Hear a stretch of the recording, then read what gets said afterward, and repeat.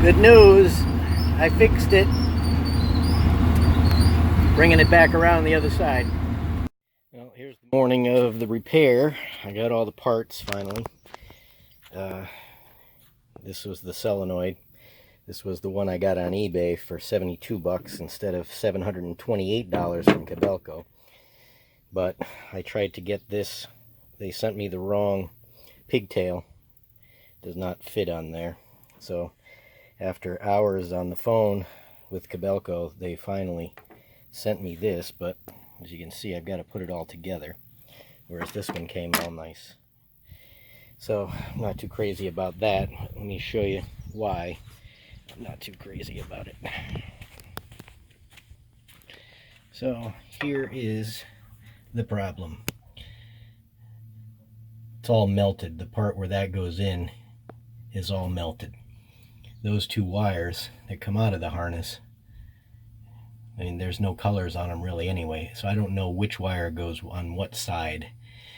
I'm going to try to take one of the other connectors off and see if I can test for the hot side, or after I can probably just test these wires, but the problem is I don't know which one is the hot side in the solenoid because it doesn't say. So that's the problem, and I tried to ask them on the phone, and of course they talk to you like you're stupid, and I don't think he really understood the question. He's just telling me put a meter on it. Well, I can't put a meter on it if I can't put a meter on this. So hopefully I'll be able to figure that out. But what I've got to do is I broke these loose. They're number 4 Allens, 2 of them on there. I'm going to cut this wire, and maybe when I get it out, you can't really see it, but maybe I'll be able to tell what side of the pin it's on, which side of that connector. So that's what I'm going to do now. I'm going to have to put the camera down because there's no way I'm going to be able to do it with that, but I will. I don't know if I could set the GoPro up. It might not look too good in there, but I'll give it a try. Well, I got it swapped out, and I think I figured out which the color wire is. The one that looks like it really stuck to it was the ground, because this one still has the lead or the connector attachment, and that's going to the color. And if you look at the burnt up one, let's see if we get it out where it'll zoom in. It still has the connector. The connector's right where my thumb is. So that would be the black wire. So I'm 99.9% sure that that is the way it's going to go. So that's what I'm going to do right now, is connect that up. Okay, now we have it fixed. There it is. It's in, hooked up. Well, let's see what happens when we start her up.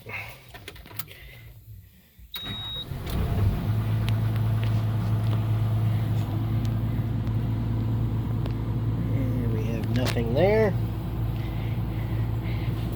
Let's put down.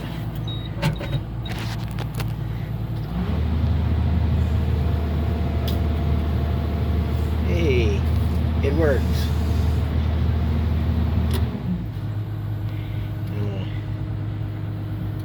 Shut it off and make sure everything else is still good before we get too excited. Okay, nothing's on fire. There was also, which I suspected there would be, it did trip the fuse, so that was a good thing. 10 ampere. So I checked that first. So okay, I am going to track it around to the other side. I'm going to give it a bath. I'm sick of looking through that window right there. And clean it up. I'll grease it up there. And I think what I'm going to do is I'm going to take the dirt that I've already dug up over there and flip it up. So I've been wanting to make that bank less steep anyway, and I don't believe I'm going to need that dirt for anything but that. So that's what I'm going to do tomorrow, and I'll get back over here next week. So I'm going to get to that. And I didn't show in yesterday's video how badly that solenoid burned up. Like the whole thing just caught on fire, melted into a big glob on the bottom that you could kind of see in the other photos, but I figured I'd show you that. And while I'm at it, I might as well give you a little tour of the Kobelco. It's a 2001 SK250 LC. It's got 185 horsepower Mitsubishi motor in it, and that's when I got it. Well, I didn't get it then. That's when they did the service. I got it 2 weeks after that. But it had 10,372 hours, and right now it has 10,496. So that's what it's got on it. It's a 1 3/4 bucket, 42-inch Pemberton thumb, and they never put on the keeper for it. There's supposed to be a bracket right here with a pin that goes through it. So I just used the ratchet strap, and it probably works better than the keeper would anyway, because that would still rattle a little bit, and that doesn't rattle at all. And they were supposed to put new bushings in it and pins, which maybe they did, but they never put in any spacers. So if you see why it's rattling, I gotta go down. I gotta see if our local place has them, otherwise I'll have to order them. But I think in between I saw a quick fix, a little redneck fix. I'm gonna put some rope in between there just to stop it from rattling, and if it wears out, it wears out. But I'm gonna do that till I can get the spacers in, which hopefully maybe even today, because we're supposed to have some thunderstorms. We already had one, but you could kind of see them. It's nice out now, but it just torrentially poured before. So let me show you inside.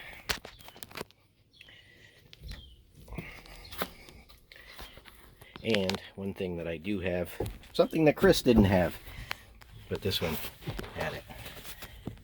Fire extinguisher. And there's the, when I do the inside cab mount, that's where that goes. And then the rail mount goes right over there. And usually I have this window open. There's the computer screen, and this is cat pattern. It wasn't John Deere before, and I changed that when I got it. They were supposed to change it, and they actually changed it all right, and they made everything. They made their own pattern. I had to change all of them. It was unbelievable. Little glass break for the window. It's got a skylight. I usually keep it closed. And engine cover, hydraulic over there, fuel tank. Let's walk down. Holds 90 gallons. That door is a little bit bent. I had to fix the hinges on it when I got it. So there's a look. Undercarriage is pretty good shape. Makes a little bit of noise, but, and those cylinders weep a little bit. They could be repacked, but not bad enough to do them yet. But probably will have to be done soon. There's a few hoses I want to change on it as well. But so that's a little look at the machine. Well, like I said, it was going to rain, but it gave me the idea that I could show you the windshield wiper. I said in a former video I was replacing it. Here we go with it on, and it works. And I actually had to make my own. They wanted $50-something from Kubota because it has a fancy bracket on it that pulls it off the windshield. So I just drilled out the rivet of the old one and bolted it onto the new one. And there it goes. You see, then it pushes it up off the window, and then this is intermittent. Let's see how long it takes. There we go. And there's on. And there's off.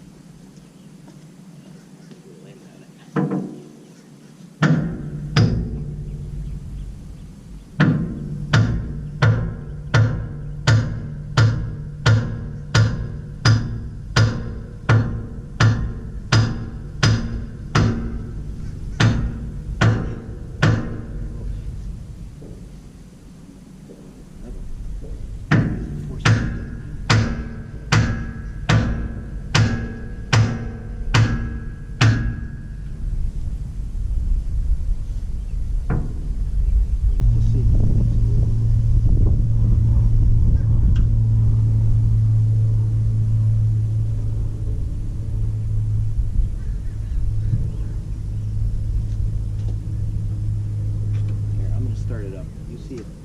Get him over here. See it.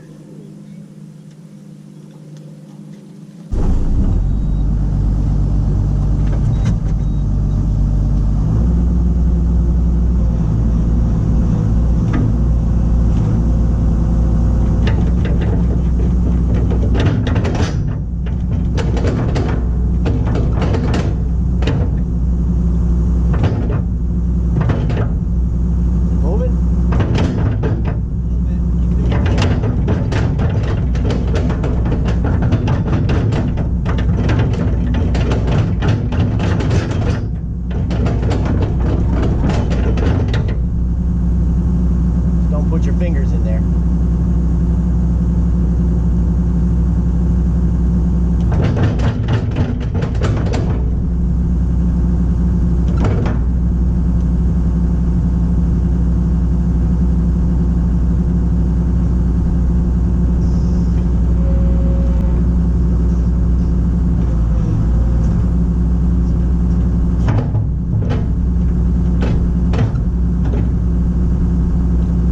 Don't know if there's pressure off the pin now.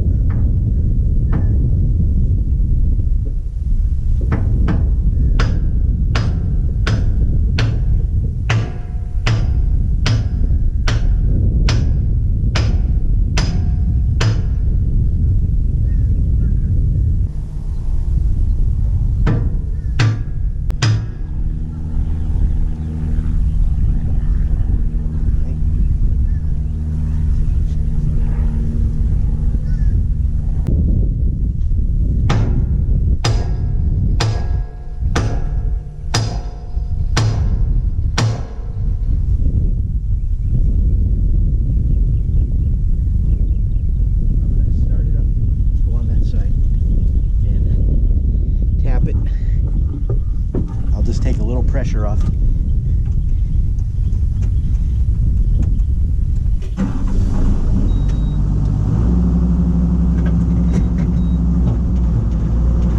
Try that.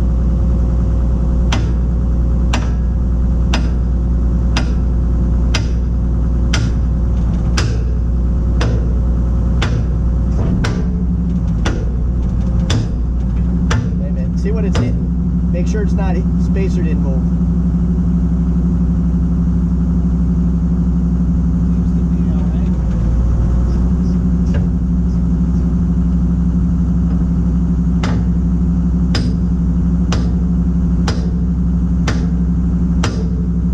Before you go all the way, see if you can see the hole.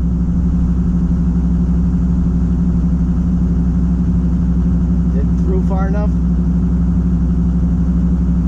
think it's too far.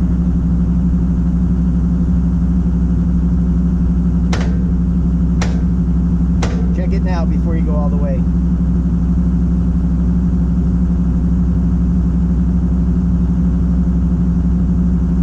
Look through the hole. You should see daylight through there. No? No. Then take the screwdriver. Put it in the hole.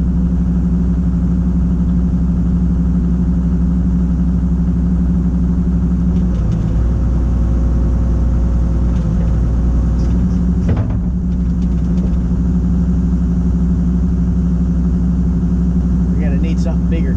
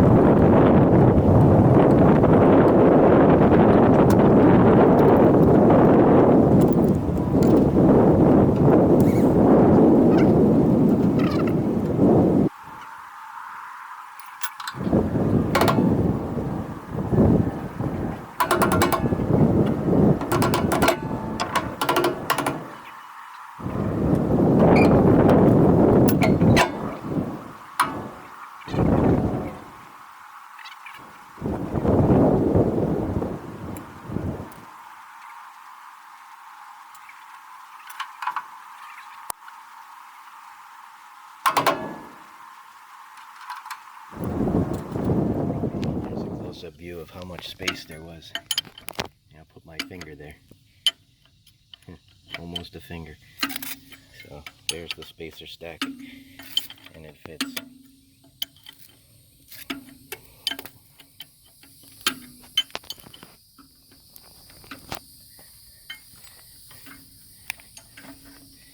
That one is done. Couldn't fit one more in there. Tried, but it was too tight.